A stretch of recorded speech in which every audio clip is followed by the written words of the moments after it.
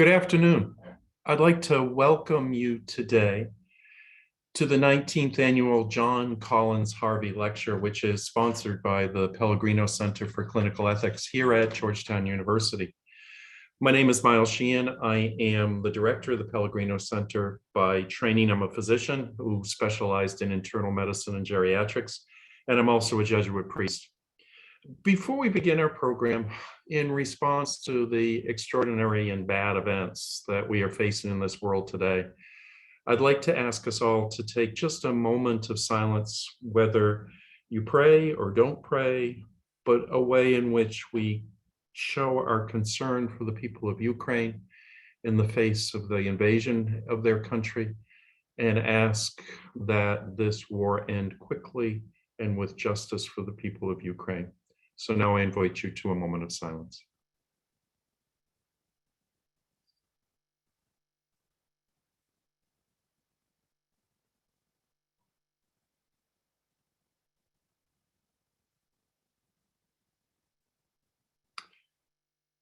Thank you very much.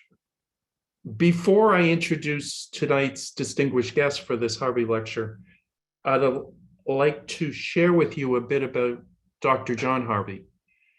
Dr. Harvey was a distinguished clinician, researcher, and medical educator. He was a graduate of Yale and Johns Hopkins Medical School, a faculty member at Hopkins before moving to Georgetown in 1973. And Dr. Harvey was a leader in establishing the specialty of geriatric medicine. He was also a man of deep Catholic faith, and he acquired in 1989 a PhD in moral theology from St. Mary's Seminary and University in Baltimore. Dr. Harvey was a close friend of Dr. Edmund Pellegrino, and he worked as faculty alongside Dr. Pellegrino at the Georgetown Center for Clinical Bioethics until Dr. Harvey's death in 2017. Having had the privilege of meeting Dr. Harvey, I can testify to his warmth, humor, and erudition. It's now my pleasure to introduce our Harvey speaker for this year, Dr. Farr Curlin. I am, just because I'm supposed to be an ethicist and do these things, noting that I am stealing the details of his introduction from the website at the Duke Divinity School. Dr. Curlin received his BA and MD from the University of North Carolina at Chapel Hill. He's a hospice and palliative care physician who joined Duke University in January of 2014. There he holds joint appointments in the School of Medicine, including its Trent Center.for.Bioethics, the Humanities and History of Medicine, and Duke Divinity School, including its initiative in Theology, Medicine, and Culture. He works with Duke colleagues to foster scholarship, study, and training regarding the intersection of medicine, ethics, and religion. After graduating from medical school, Dr. Curlin completed internal medicine residency training and fellowship in both health services research and clinical ethics at the University of Chicago before joining the faculty in Chicago in 2003. There at the University of Chicago, Dr. Curlin founded and was co-director of the program on medicine and religion. So just to remind everybody that during the course of our conversation, if you have a question to ask, if you will go to the bottom of your screen and click the Q&A button, you will be able to put a question in, and Dr. David Miller is going to be monitoring that for me and let me know about questions. So we will try to get as many as we can without interrupting the flow of the conversation. So far, thank you very much for being with us today. I really appreciate that you were willing to come and join us. It would be more fun if you're here in person, but we were planning this in the midst of the Omicron surge and just said, well, we better be safe rather than sorry. One of the remarks about the practice of medicine now is that it is currently spiritually deflated and morally adrift. Can you tell us a little bit more about what you mean about that? Sure, and thank you for having me. It's an honor. It's good to see you again, particularly after meeting you years ago in Chicago. Father Myles tells me that since I moved south, my accent has become thicker, so I hope everyone can understand me. We have closed captioning available. Oh, that's right. Translate. Yeah, we wrote this book, The Way of Medicine, in response to what we saw as a kind of demoralization of the practice of medicine. And I saw that from the inside in my training and in the clinical practice of medicine. What we mean by that is that medicine, which is historically been understood as a moral art that has integrity and is to be esteemed, has increasingly come to be experienced by its practitioners and even by the patients who need it as a kind of transactional provision of services according to norms of efficiency and industry and bureaucracy. And importantly, the kind of practice where one's moral commitments are kind of beside the point, if not a threat to one's practice. And so, you basically find many practitioners today asking themselves, what is this thing that I'm doing, and what does it have to do with what I thought I was called to do? And we're trying to dig into that and diagnose the problem. Yeah. Can you tell us a little bit more, and you hinted at it already, about sort of a provider of service model versus what you and Chris Tollefsen call the way of medicine? Sure. We see, and I recognize this is something of an oversimplification, but we think a helpful one, that in effect, we have at least two different ways of understanding medicine that are operative in clinicians' practices today, but which ultimately are irreconcilable, and between which one has to win out. And one of them is what we call the provider of services model. This has grown in influence, particularly in the past 2 generations, the past half century, although the roots of it have probably been building for centuries. And in that model, we understand medicine as the provision of healthcare services made available through the advance of medical science and technology, and put to use to pursue that state of affairs that a patient values, or in some cases that a third party like the state says is important. But that and that state of affairs really is ultimately determined subjectively by the patient. The language that we used in the provider of services model is the patient's well-being, but there's not a concrete substantive vision of well-being behind that. It's more well-being as the patient perceives it. We contrast that with what we call the way of medicine. That's our term for a tradition that we're find ourselves receiving and trying to just contribute to and re-articulate in our time, in which medicine is understood as a moral art oriented to the patient's health, where the patient's health is not a subjective concept, but is something real in the world, a norm of the body, and it's well functioning. And that it's a genuine human good, human health is, and it is the particular good that gives sense and purpose to the practice of medicine, both giving a direction and helping us understand the sorts of practices that would contradict medicine. You know, you seem to use, you and Dr. Tollefsen, this idea that health and the relationship to the profession of medicine, it's almost like a natural law argument from which you can derive how the way of medicine proceeds. Is that accurate? It is.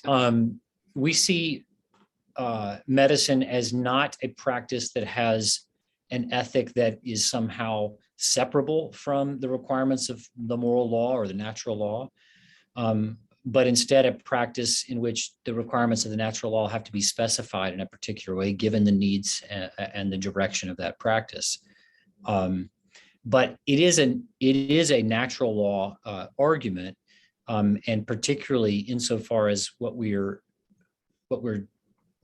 arguing is that there is a good, namely human health, that's genuinely good for all human beings. It makes you better off, and that it would be unreasonable to be hostile to that good, to intentionally damage or destroy it. It's not the only good, and so the pursuit of health has to be accountable to other aspects of the moral law, and we try to describe those things. But it is the aims of medicine are consistent with, when it's properly understood, are consistent with the aims of morality in general. With the idea of the way of medicine and its relationship with health and consistent with ideas of general morality, medicine, even since I went to medical school in the 80s, has become increasingly specialized, with many folks who would have had sort of a primary relationship with a number of patients, but have become almost exclusively specialty oriented. So we have invasive cardiologists who basically spend all their time in the cath lab. The list can go on among subspecialties in internal medicine, as opposed to just say like an invasive radiologist. There's a number of different ways where people are proceduralists, so to speak. Do you think that the increasing specialization means it might be very hard to recapture a general sense of this way of medicine? It does probably offer an extra obstacle, because specialization allows us and is conducive to us thinking of medicine as manipulating matter, as taking care of our part of the machine, and not needing to attend as much to the whole. And yet, I think, Myles, that across the specialties, in some specialties more than others, physicians are not always physicians are struggling with the sense that what they're caught up in is not particularly good. They're caught up in a kind of provision of services that's not satisfying for them, and that they know is not doing justice to their patients. So it's I think it does add an extra layer of difficulty, but not one that can't be overcome. And I'll just say, I think now of George Ingalls' famous claim in 1979, I think it was published, that we needed a biopsychosocial model of medicine against the reductionistic visions of medicine that were just focused on specialization and the body as machine and medical science. And it seems to me that that sense of that something missing remains, but we think that Ingalls' argument didn't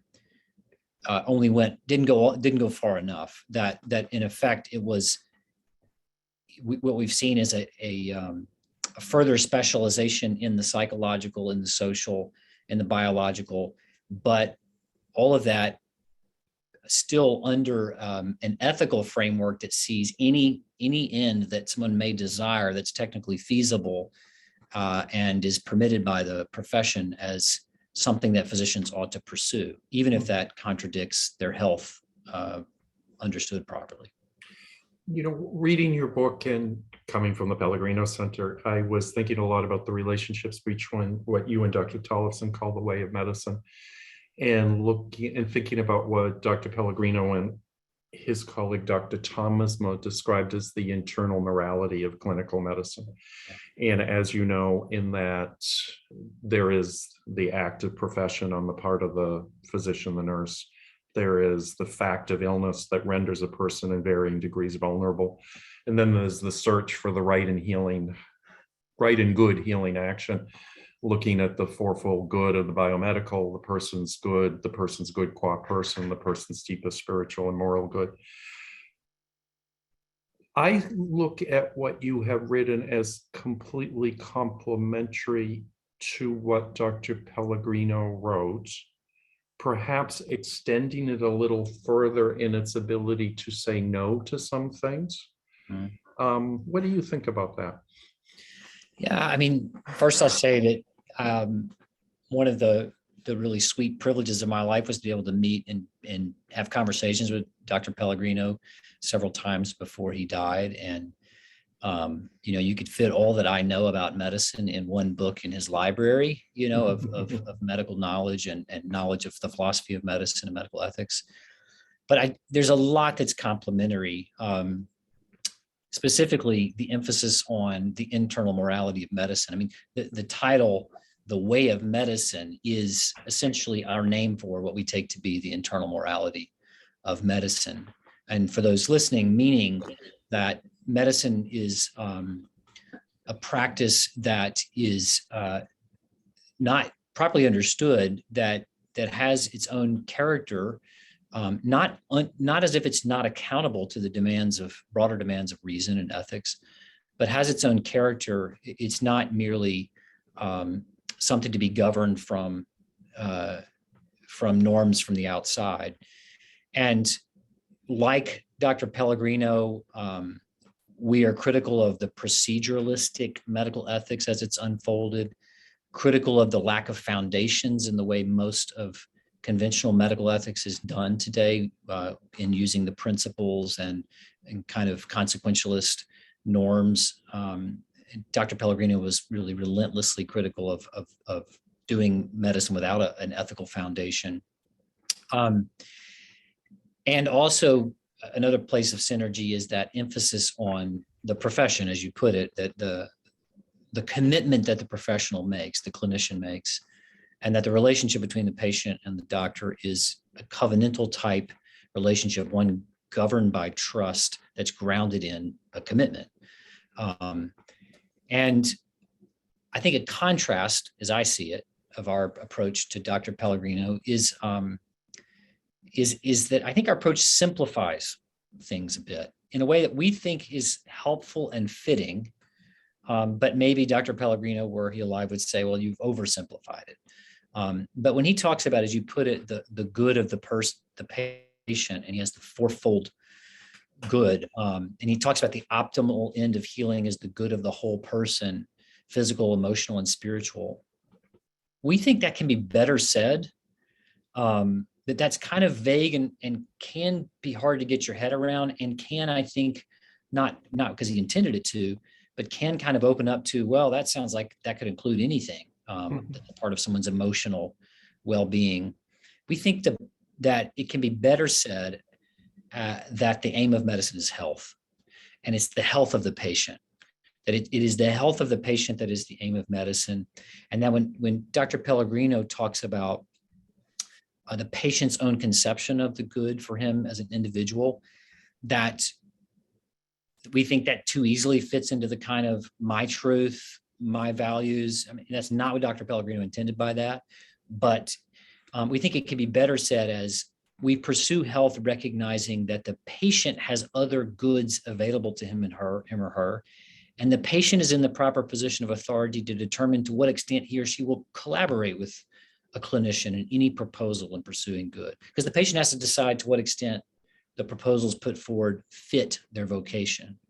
And then Dr. Pellegrino's idea of the good as a member of the human species, kind of the human good, we think is captured by the idea that health is one of the basic human goods, and that it's pursued in a way that's open to other human goods. Like, we don't destroy other human goods in order to pursue health. And then his idea of the good as a spiritual being, we think can be maybe more simply and better described by just noting again that you pursue a patient's health in a way that fits the patient's vocation, the particular sets of commitments and orientation of the patient. So the simplicity of medicine is for the patient's health, we think we find persuasive and more compelling, or compelling anyway. And I think it's a simpler account than Dr. Pellegrino gave. And I mean, I think as you're saying this, something is coming into my head, that your argument for the physician's necessity of being able to appeal to conscience comes directly from the relationship of the profession to health. In other words, I think in Dr. Pellegrino's model, it almost seems as if I am rejecting a good of the person because of my own good, which I'm allowed to have because I have to have that in order to be a moral person myself. But you're suggesting that essentially it's a violation of the natural law of what it is a physician should be. Yes, I think that's right. I think the clarity is that, yes, people should be able to count on doctors to be doctors, to fulfill their obligations. But if their obligation is to attend to those who are sick, seeking to preserve and restore their health, then usually whenever there's a problem of needing to conscientiously refuse, it's because the doctor reasonably concludes that that the action asked of them is not consistent with their commitment to the patient's health. So you don't have this, that very much in our society, I think people feel like when a doctor is refusing to do something a patient really values, that the doctor is letting their conscience trump the patient's conscience. It's like a power struggle. And we think our account makes clearer that no, what you have here is a genuine disagreement about what the patient's health requires, and a recognition that each has their own proper authority, which does not include manipulating or coercing the other. Yeah, I'm going to sometimes turn to a couple of the questions that have come up along the way when they fit into the thread that I've come up with. Questions come up. Do you see a direct connection now between what is perceived to be a decline of a moral basis for medical practice and demoralization and burnout of practitioners? In other words, well, is the decline of a moral basis part of the demoralization that we're feeling? I do. I very much think so. In fact, the way that burnout is typically addressed in American healthcare is as if it were a problem of inadequate self-care and inadequate work-life balance. And the problem with that is that if it's a work-life balance problem, then that suggests that if you work more, I guess go this way, this is not right because one's going to go up. Anyway, if you work more, you have less life, as if there's a trade-off.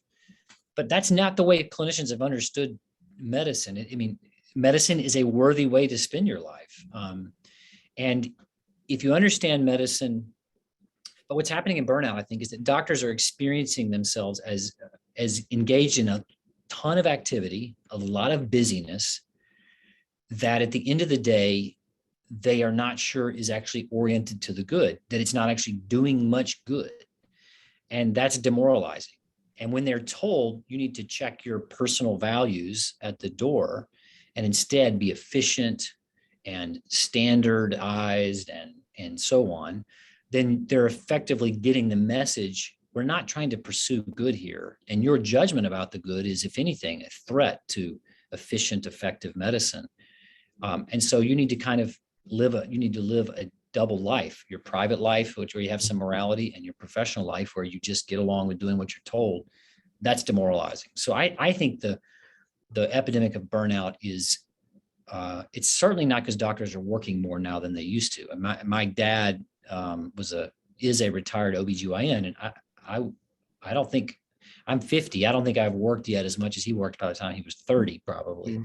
But we definitely are not getting the same sense that what we're doing is clearly oriented to the good. You know, and when you say that, it brings up some of the things that Alistair McIntyre talks about in After Virtue, where he talks about sort of the culture of the therapeutic. And so, in other words, that the problem with physicians' burnout is because it's not enough self-care. Whereas I think what you're suggesting is it's a bifurcated life where they feel as if their story is not a single narrative. It is multiple competing narratives rather than one where they can be husband or wife, father, mother, doctor, and Christian. then a Christian, and that's all a bunch of things that have to sort of be worked out in any life. But that really is the point of the good life, the flourishing life, is the ability to come up with those things in a way that nourishes both yourself and other folks. I think that's absolutely right. Yes, it's the late sociologist Peter Berger described it as that in modernity is characterized by us developing a kind of double consciousness where we have our two separate worlds, but that ultimately that creates human dissatisfaction and unhappiness, and physicians are feeling that. We have to live as one person with integrity, and if we don't, we are finding, we're kind of at odds with ourselves, and that's not good for patients either. This business with the bifurcation of personal and private and how we form physicians for the future. I spent 9 years of my life as a senior associate dean for the medical school at Loyola Chicago, and here I educate medical students.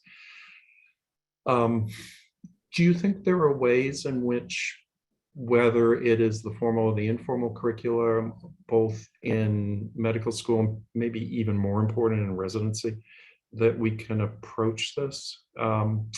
The idea of a vocation is one that would seem, a vocation is something that affects your whole life. Yeah. I have a vocation as a physician and as a Jesuit priest. I do not view myself that I have two different callings.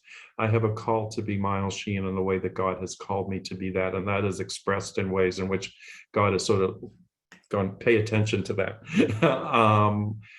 With that, do you think that there is a way in which education should focus, a kind of education of the heart and the spirit, separate from some of the other things that they have to get through? Your thoughts? Yeah, it's a good question, Myles. And I mean, I want to say yes, but I'm wary because for the past 2 generations, there's been an unrelenting series of movements, all of which respond to the collective sense that there's something missing at the heart of medicine. There's a kind of reductionism and a kind of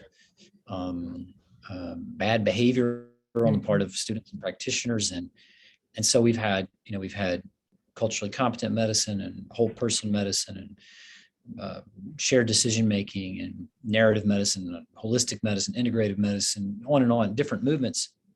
And it seems to me that none of them work because none of them have been willing to challenge the central issue, which is what this book is about, which is that challenge the notion that doctors are to provide healthcare services according to the wishes of those who have authority to tell them what to do. And so I worry that I'd love to see innovations like at Loyola, led by our mutual friend John Hart, the Physician's Vocation program there, which goes about this kind of education in a substantive way by letting people dig into a real tradition, a Christian tradition, Catholic tradition, about health and medicine. That I think is really promising, and I'd love to see many more flowers like that bloom. But I worry about having a kind of one size fits all. I worry that people will try to do a one size fits all across the AAMC teaching of spirituality and medicine that will end up being thin and actually make things worse. Well, I mean, it's sort of like, I didn't go to Catholic schools, but I had to go to confraternity Christian doctrine once a week, and so I hated it. It's like, oh, would you please leave me alone? It's just another. And as a medical student, all these things that were given by the faculty to enrich my life, I viewed as particular tortures. And I know many medical students feel the same about what I do to them. Yes. So with this, I mean, what you speak about, I find very persuasive and attractive. But what do you think we can do to sort of get folks off this provider of services model? Is there a way to return to the deeper tradition with the ideas that you were presenting that Dr. Pellegrino championed? I think, Myles, we may, and time will tell, but I think we may have come to a point of sufficient dissatisfaction among both the public and the practitioners of medicine that there's a kind of a moment where there can be a movement that emerge to say, wait a second, we're going to start over here. We will have to be a matter of a real on the ground political movement of practitioners. We together peaceably are publicly going to commit again together to medicine as a strictly healing practice, and we're not going to kill. And we're going to articulate our understanding of what this profession is about and mutually support one another in trying to do this with wisdom for the good of our patients and for the good of our profession. I could see that emerging. I'd love to see something like that emerge in our time. I think organizations, frankly, like the AMA have, long lost any kind of sense of moral substance that joins their members. They don't command. They're not seen as leading in that way. And then I think there's a lot of what people can do is, anyone can do who's a practitioner of medicine, is take some time to get clear about what medicine is for. And we hope our book is a help to that. Dr. Pellegrino's writing is an enormous resource. And Dr. Tomasma, as you said, their resource for that. And then commit to themselves to practicing according to that, to their best understanding. And when their colleagues ask them, hey, what are you doing? Why are you saying yes to this? Or why are you saying no to that? Why are you talking the way you talk? They give an account of that. Mhm. That sort of starts to break the sense of, or the inevitableness, the taken for grantedness of the idea that there's a personal realm and a professional realm, and we're supposed to just provide services and bracket away our moral judgment about things. No, I am certainly happy with this, but I can imagine folks would criticize you and your co-author in the Way of Medicine, because is this essentially a Christian or Jewish Christian Abrahamic approach to the profession of medicine? Is it really a way in which some of our colleagues might say you are using Western ideas to try to influence something in a way that really isn't accurate, but just reflects your own ideology? That's not my criticism, by the way. No, but that criticism will come for sure. Yeah. And there's, I get it. It is a matter of sociological fact that those folks who are most critical, for example, of medicine's shift toward what has been called death with dignity, and taking in the patient's death as one of its aims, and so on, most critical happen to be Orthodox Jews and sort of committed Muslims and Catholic and evangelical Christians. And so, but it's interesting. You look historically. Hippocrates was a pagan. Some of the great figures in the history of medicine were Muslim. Obviously, many others were Jewish, many others were Christian, and many others, in at least in the early modern period, were kind of skeptical about all these things, but still, I think, understood the medicine as oriented to healing, and certainly agreed that doctors should never intentionally kill. So I think there's enough there for people to gather around, but that will undoubtedly be one of the criticisms. It has already been a criticism. One of the questions that's come our way is, what about those colleagues of ours who have a different perception of where health consists, who would say that for the total health of the woman, I will provide this abortion, that for this person who I've treated their pain to the extent I can, their other symptoms, but they are in such existential distress despite really working hard on that the right and healing action is to assist them in ending their lives. Do we say those people don't belong to our moral universe? How do we deal with that? Yeah, I wouldn't say they don't belong to our moral universe, but we would say they're making a mistake in their conclusion that out of a commitment to the patient's good, they may need to intentionally cause the patient's death. That they're making a mistake, the kind of mistake to which humans are prone under pressure and in the face of suffering, and with a desire to relieve that suffering. This is, interestingly, not a new temptation. It's not an accident that the Hippocratic Oath, which was a part of a reform movement, it was not something that everybody at the time followed, but it said specifically, I won't give somebody a deadly potion, even when I'm asked.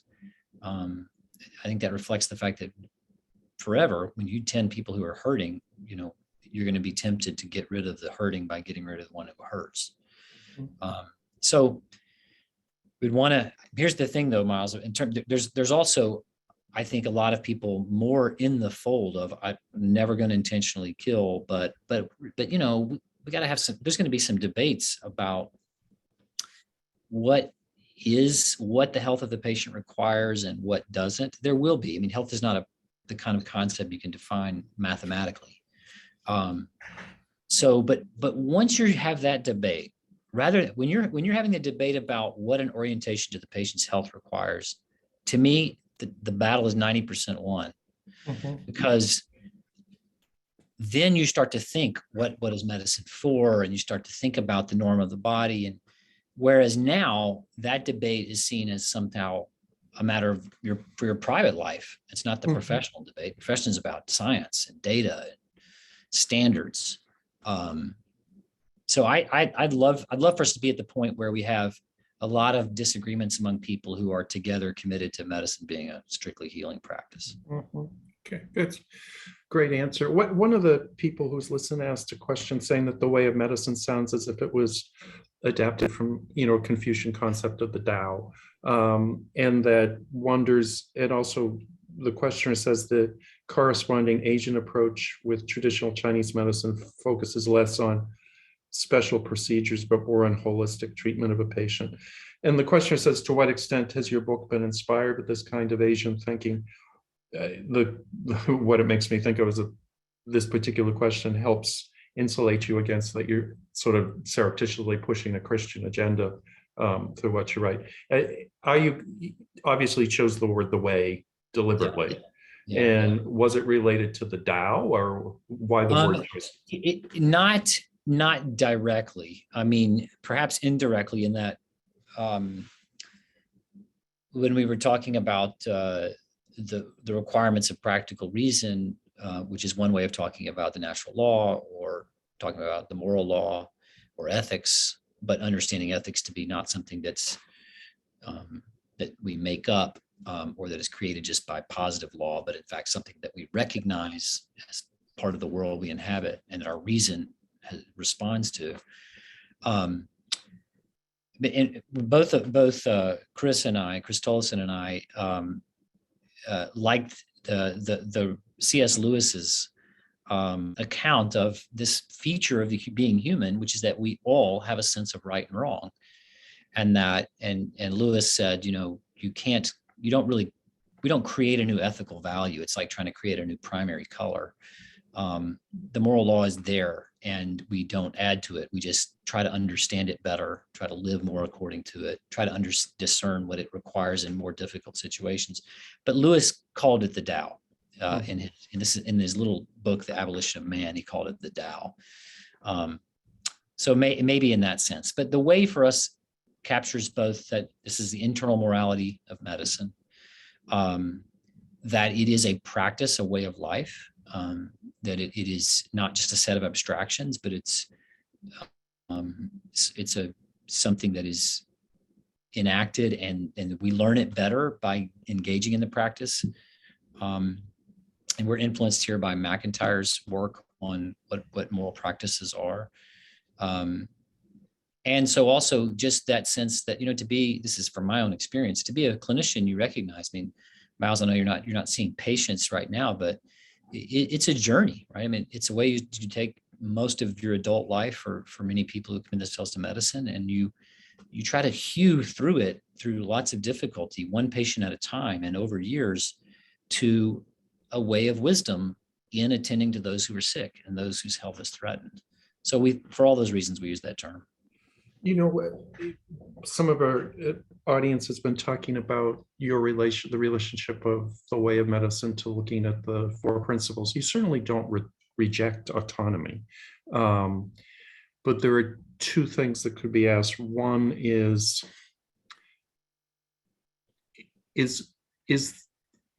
there a way in which you're trying to say there's a justified paternalism that you can shuffle into this? I don't think you are, but I think it's something that would be it would certainly be another critique that would be. And the second is, how do you relate the principles? What Pellegrino used to say is that the principles are useful, but they're not enough. And I don't think he'd say they're either necessary or sufficient, but they're additional. And within looking at the idea of the way of medicine, how would you put the Georgetown mantra into practice in that? Yeah. So the Georgetown mantra, for those who aren't already familiar, which is probably not many people, but is focused on 4 principles: beneficence, non-maleficence, autonomy, and justice. And the idea is that these are mid-level principles, as Beecham and Childress, its authors, put it, that are part of common morality. They're things that everybody recognizes as important, and they're particularly well fitted to medicine, given it. And this has become the dominant way of teaching medical ethics worldwide. Nothing even remotely as influential as the principlist approach, as it's called.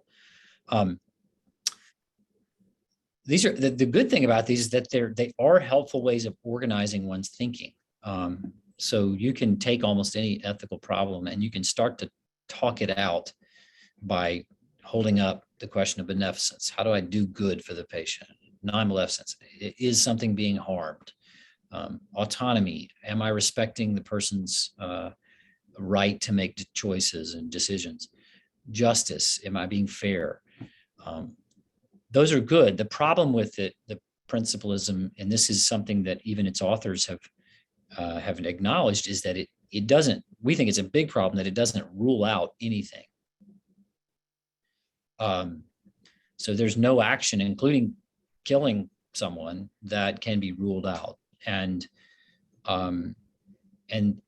closely related to that is it's just they don't actually give you, and I'm sure you've seen this, Myles, in clinical ethics consultations. I've certainly seen it in clinical ethics consultations. They don't actually tell you what to do. They don't help you solve the question of what ought to be done. They just help you organize your thinking about it. We think the principlism, as it's unfolded, has, and this is perhaps its greatest problem, is that because it does not, even though it's emphasized as beneficence or the good, it does not have an account of the good for human beings, including even an account of what medicine is for. The framework doesn't say what medicine is for. Then that's kind of leaves you without direction. It does same thing for non-maleficence, and then justice, of course, to understand what is owed to whom, you likewise need to have an account of the goods. And then without a basis for any of those, everything seems to default to autonomy. Ultimately, the principlism has, and the authors have recognized this, Beecham and Childress have said, this is not our intention, it's not what we argue, but they have recognized that many people have said the problem with this is it seems to always default to autonomy, because only the person, the patient, ultimately in this model can decide what is the good for them, what is bad for them, what it means to be fair to them. And so it basically ends up with an uber principle of autonomy, which fits the spirit of the age, the kind of emphasis on late liberalism of kind of the authentic individual self, making their own identity, making their own track through life, not being obstructed by others.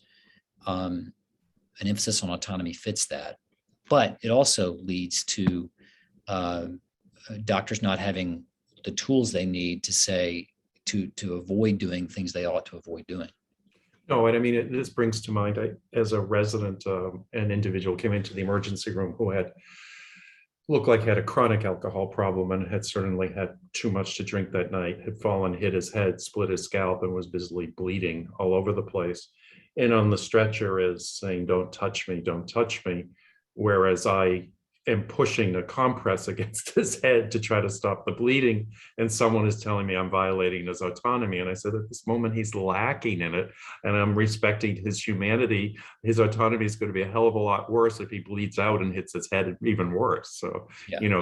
This thin sense of who we are as people. Choosers.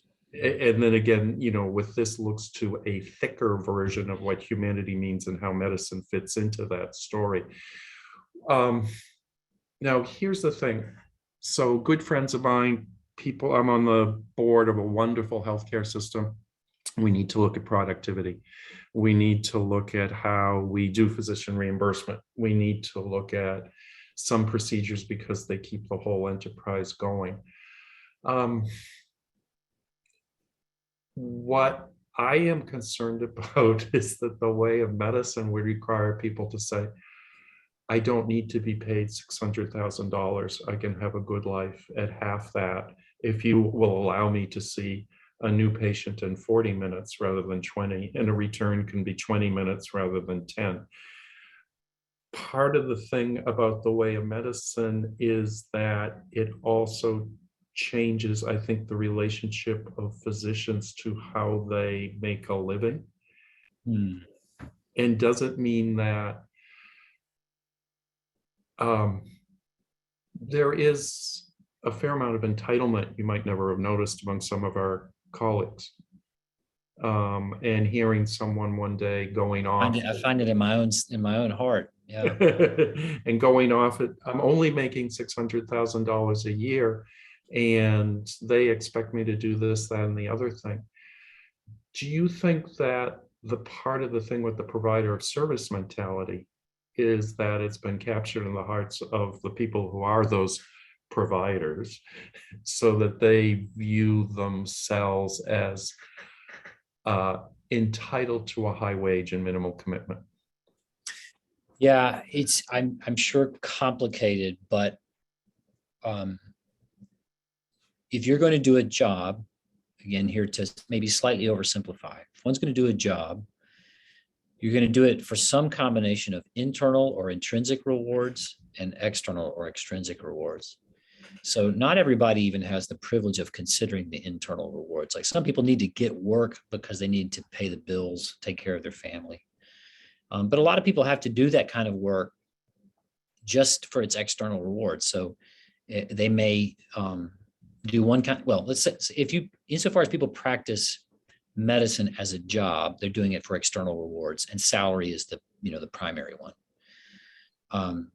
We think that this connects back to burnout, that when doctors get the message repeatedly in both explicit and implicit ways that you need to set your personal values aside, you need to be focused on efficiency and productivity and throughput, that they're being told, they're being taught that you're not to be pursuing the internal rewards of this work. And the more they internalize that, the more they're going to insist on maximizing external rewards. So the doc who works in an underserved clinic, who finds joy in caring for the poor, is doing that because they're finding intrinsic rewards of that. They're finding that that's worth it. And so salary is not as important. But once they start, even those docs, if they get to the point where they feel like the stuff they're doing in that poor clinic is not really doing much good for these people, and they're not really able to bring all of their selves to it, then they'll start to get dissatisfied with their salaries too. Because we're going to either have intrinsic rewards or extrinsic. And I think the entitlement is at least in part a symptom of that demoralization. With what you do in palliative medicine, arguably that the people you see as a palliative care practitioner are folks for whom health is beginning to leave them. It's radically threatened, let's put it that way.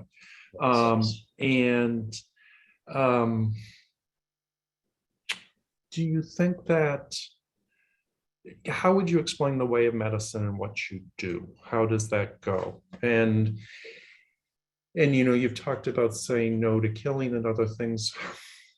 Your authority, here's the part, your authority with someone who has expressed sort of terminal hopelessness, how is that simply an excuse for your own scruples versus truly following the way?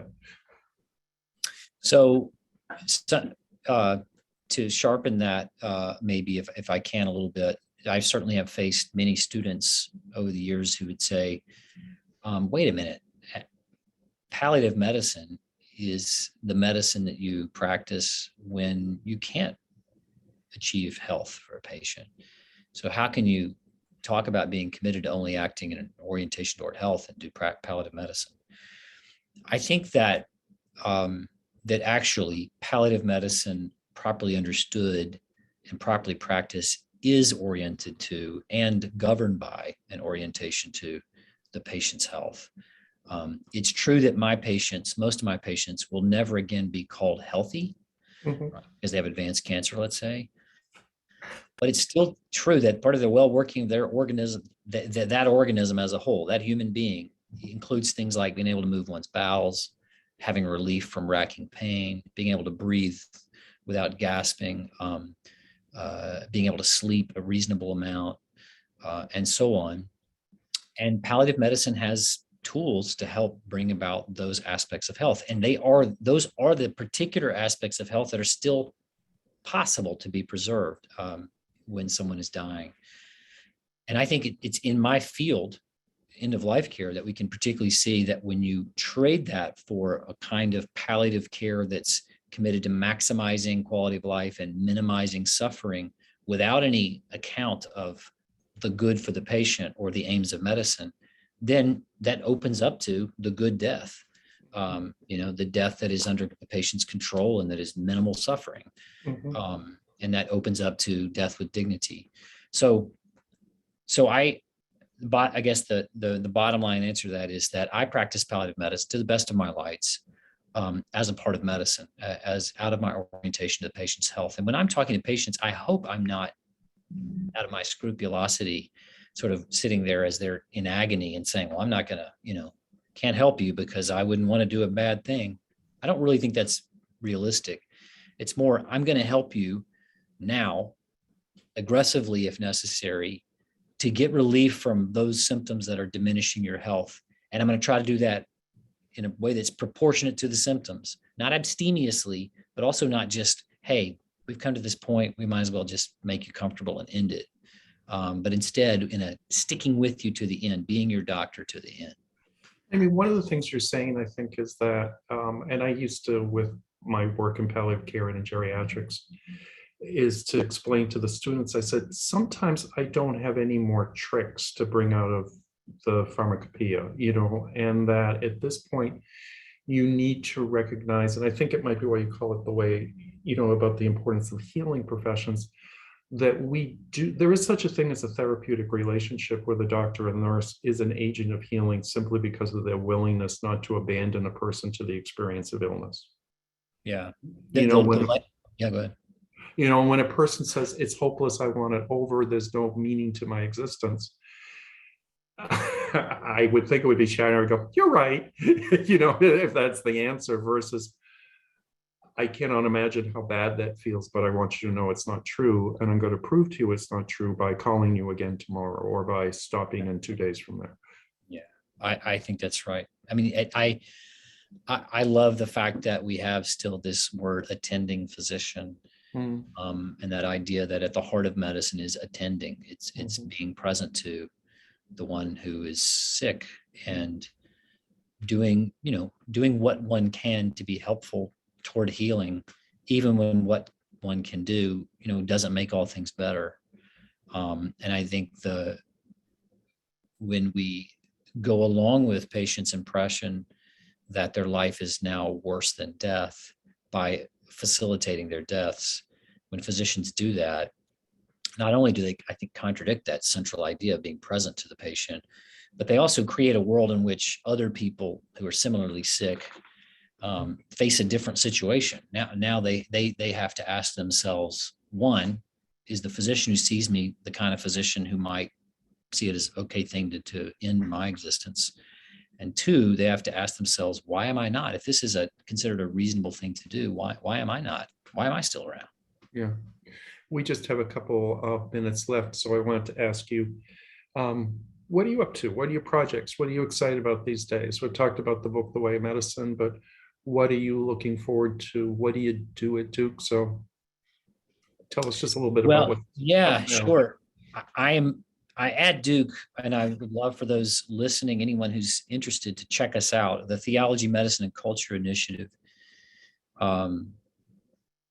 invites people with vocations that include healthcare to in-depth theological study and training in basically Christian tradition, digging deep into Christian tradition, to gain a Christian imagination for this work. And we have tracks, 1-year tracks and 2-year tracks. Most of our fellows that we train who come in residence are in medical training or are just about to begin medical training. Love to have people check that out. We also have a new program for practicing clinicians that can be completed in a hybrid format with just 2 weeks at Duke, and the rest of the curriculum is done at a distance. I love that. I love walking with folks and helping them kind of recover a vision for how their work can fit into their vocation, not be somehow at odds with it or separate from it. Otherwise, I'm definitely, as I said earlier, I'm interested in and have been in dialogue with colleagues about how we can foster a community of potentially a new renewal movement. Medicine in every era is subject to corruption, but a renewal movement fit for our time to recover a visible public practice of medicine governed by a commitment to the patient's health, and with the commitment we're never going to intentionally kill our patients. You came close to defining what a sacrament is.